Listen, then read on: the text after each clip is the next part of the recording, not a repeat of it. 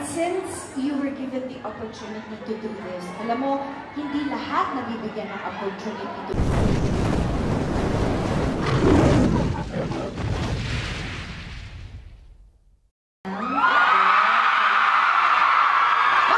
Bakit kailangan may sigawan pag sinabi ko yun? Bakit kailangan gano'n? JM! Bakit gano'n lang?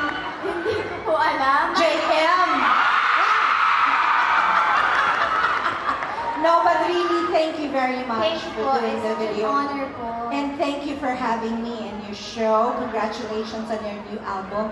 Ang gusto ko lang sabihin sa'yo, I know singing is a new thing for you. And sometimes parang nakaka-overwhelm. Minsan parang medyo natatakot ka because it's a new thing. Pero ang gusto kong sabihin sa'yo, ang pagkanta is a skill.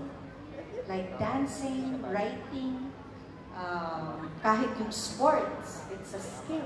Ibig sabihin, natututunan siya. At kung isa sa puso mo at isa sa isip mo ang pagpapractice, pwede kang maging magaling na magaling na